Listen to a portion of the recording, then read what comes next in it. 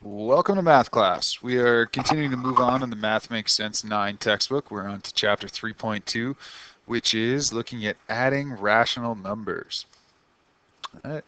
So we're starting to look at involving positive and negative integers as well as different kind of fractions into our adding skills. So this is a little bit of a review, but never hurts.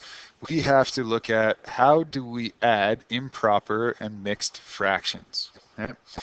Well, it's a pretty simple set of steps, but we'll go over it quick here. So we have -1/4 plus 2 and 1/6. The first thing we have to do is we have to figure out a common denominator. Okay? We're going to use 12. Both 6 and 4 both go into 12 pretty easy, so we can convert these. So I have -1/4 is going to become -3/12. Okay? I know that because 4 goes into 12 3 times.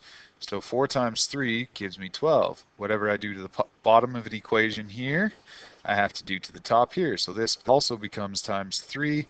1 times 3 gives me 3. So now I'm left with, at least one of my numbers here, is -3/12. Okay? My next one, I'm going to convert the 2 and 1/6. So I have 2 and 1/6.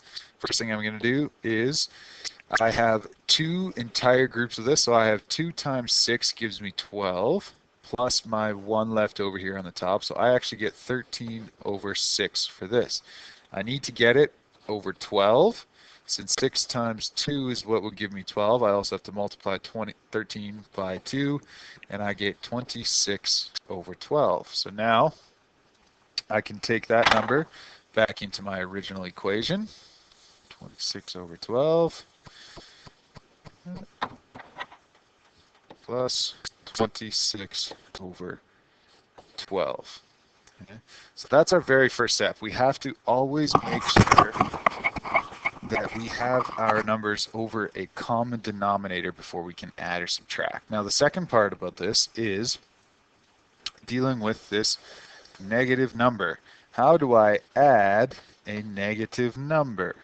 Well, it's very simple. Negative numbers represent, let's pretend we have an imaginary line here. A negative number is a representation of moving to the left on a number line. So that's a negative number. Whereas a positive number is saying that we move or start right on the number line. So what we're looking at here is we're actually going to start at -3. So let's pretend that this is 0. -3 is going to be somewhere over here. Now I'm adding, which means that I'm moving to the right.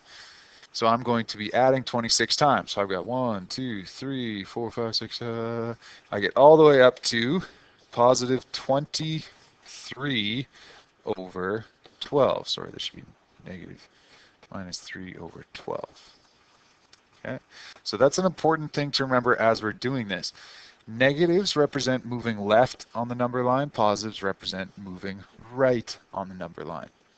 Okay, so a little bit of review there with our fractions, and then looking at how do we deal with the interaction between positive and negative numbers. So let's take a look at our next example. Okay, similar idea. So this is a similar example. We have a couple of mixed numbers here. We've got a positive and a negative, and we're combining them. So again, our first step needs to be, we need to get them over similar denominators. This one's super easy. I know that 3 times 2 equals 6. So I'm just going to double this whole fraction and leave this one the same. So I get -3 1/3 is going to become, and I'm only switching the fraction here, so I get -3, because this is a whole unit, I only have to update the fraction. So this becomes -3 2/6 plus 2 5/6. Okay. So get rid of this one just to clean up the board here a little bit. So I have -3 2/6 plus 2 5/6. So there's a couple different ways we can deal with this. If we want to, the first one is to deal with our complete fractions or our bigger number first.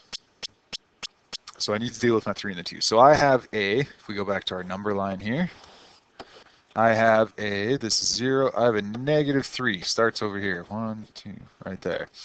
And I'm adding 2, so I go 2 steps, 1, 2, and I'm at negative 1.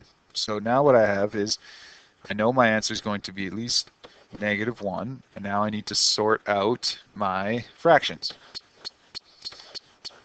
So I've got negative 2 over 6 plus 5 over 6. So same thing, let's go back to a number line.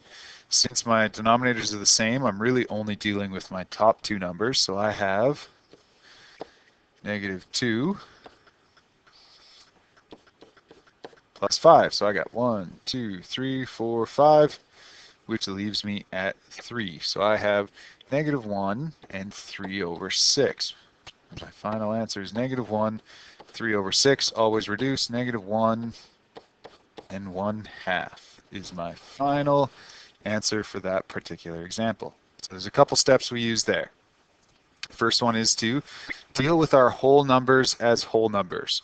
Save ourselves a couple steps and deal with smaller fractions. So we just deal with the whole numbers, and then everything else from there, that's this whole section down here, we're going to deal with the fractions on their own. Remembering that once our fractions are the same on the bottom, all we really have to do is deal with the top numbers there. Okay, so what's our next example? So, how do we deal with number lines and decimals, as well as looking a little bit more at how we can deal with these pesky little negatives and positive signs. So we have negative 3.1 plus 1.2. So one thing to keep in mind, if I want to represent a decimal as a fraction, all I need to do is take the 2 numbers. Oh, something's going on here. Take my 2 numbers, 2 and 3, let's say, okay, and break it into 10 different pieces. 1, 2, 3, 4.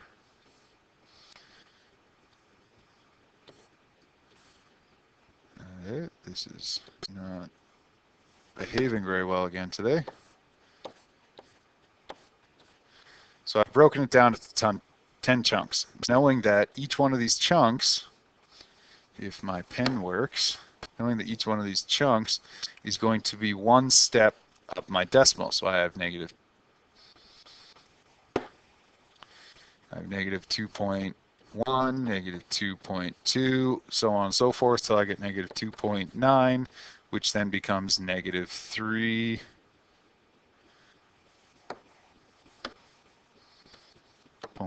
.0, like that. Okay, so that's the first step. That's how I can set up a number line to understand how decimals work. So looking at the example they have in the textbook, they are setting up their number line with decimals the exact same way that we just set up our number line. So we're starting at, since our first number is negative 3.1, we are starting at negative 3.1. So we're going to have to keep imagining that 0 is over there somewhere. So as we got all the way down here, we got all the way down to negative 3.1. Okay? Now we are adding 1.2 steps, okay? Which doesn't mean that I'm adding 1.2 steps. What it means is, since these are all broken down into decimal size steps, what it means is we are actually adding 12 decimal steps. So I have 1, 2, 3, 4, 5, 6, 7, 8, 9, 10, 11, 12 decimal steps. Now I look at this and where it is on the number line, and I'm left with negative 1.9 as my spot. So there's a couple things going on. First of all, how do we break a number line, or how do we create a number line out of decimals? So that's how we do it. And the second thing is, again, starting with our negative number, adding a positive means we're moving to the right. Okay. Now, what happens though? Oops, just put my pen down first. Now, what happens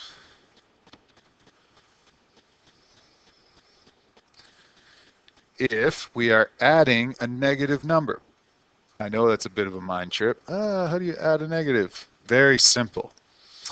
Remember how we said that negative numbers move left, positive numbers move right.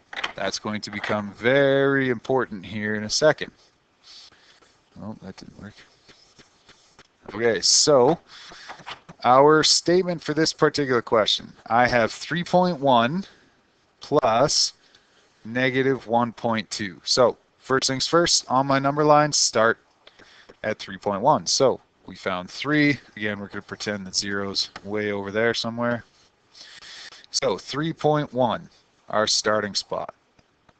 Now if we were adding a positive 1.2, that would mean that we would be moving to the right.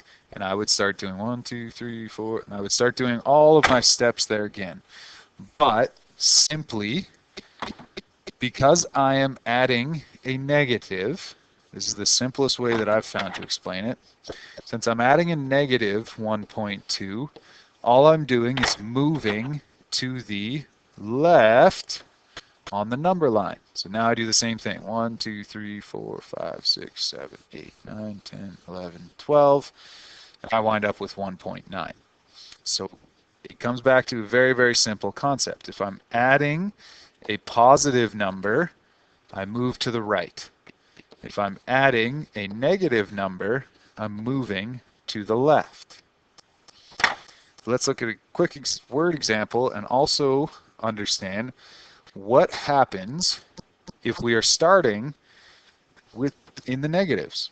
So for instance, what if we have a situation like this where we want to talk about some money, about a company that's losing some money particularly. So the word question is, at the beginning of June, the Frosty Snowblower Company was $235.46 in debt. The first thing we need to do is, how can we represent that as a rational number? I can't just write 235.46 because he's in debt. What if he has a customer that comes in and pays him $235.46? Is he still in debt? But then what's the difference between these two numbers? Well, it's very simple. I'm going to put a negative on my debt, and I would put a positive on payments. Now, since we're not talking about payments, we can get rid of this particular little example. So we have a dude who's in debt for, a company who's in debt for $235.46. By the end of August, they'd increase their debt. Increase means positive, by 156. Remember that this is debt, so it's a negative 156.71. Okay. So for this particular question, we can put this into our calculators, even though we know how to do this on our number line. Remember, if we were starting on a number line, let's say, I'll do a quick example here. Nice big long number line. 0 is way over there. I'm starting at, we'll say that this is negative 200. Okay. This is negative 235.46. I need to, since I'm adding a negative, I'm going to continue moving left down the scale, exactly 156.71 is my distance down, or how many jumps I would take. So in order to figure that out, all I have to do is punch it into my calculator. So in your calculator, you're going to go 235.46 negative plus negative 156.71. And you're going to get a final answer of negative $392.17. Final answer. So those are all the examples that we need, or a few examples to cover the concepts that we're going to need for tomorrow's practice. See y'all in class.